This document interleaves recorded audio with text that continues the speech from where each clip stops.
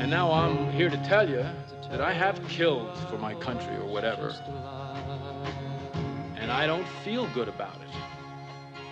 If this war is wrong, if this society lied to me, it lied to my brothers, I can't find the words to express how the leadership of this government sickens me. Two veterans with the same message. The United States sends its people to their own destruction. Two ex-soldiers returning as paraplegics now protest the war in Vietnam. This is the first time soldiers were allowed to talk about their war trauma. They were not allowed to do that after the First War, Second, and also not after the Korean War. Joan Voight in Coming Home from 1978 and Tom Cruise in 1989's Born on the 4th of July.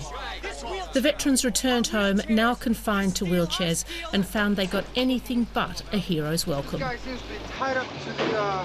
In the Vietnam era, people who returned put their uniform in the closet and never wore it again in public because the people who protested against the war would criticize them, and they didn't want to put themselves in that position. So I think that these kind of films have really helped to process the trauma for veterans, for Americans who were not involved in the conflict but may be opposed to it.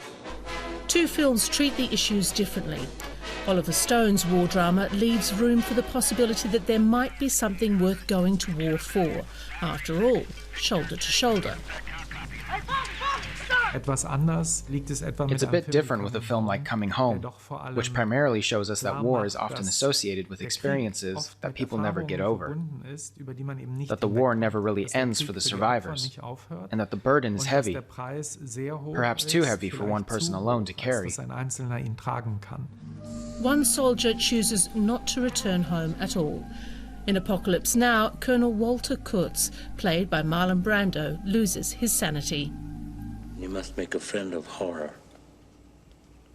Horror and moral terror.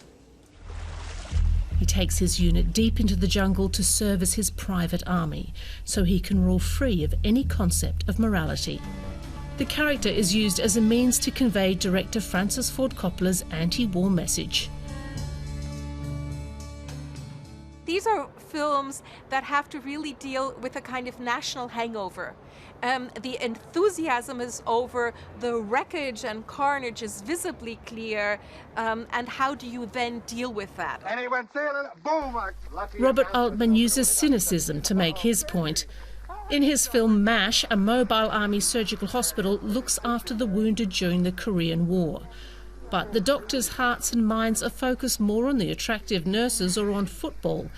It's their way of keeping the pain and suffering at bay, the harsh reality of what they face every day in the operating theatres. Nothing is sacred to Altman, not even the image of the Last Supper, which he recreates for a scene in the movie. Barely a shot is heard in this anti-war film, but punchlines run thick and fast. Maybe it is the best way to survive a war after all. Farewell, war. Farewell, war. You know, this is the end, beautiful friend.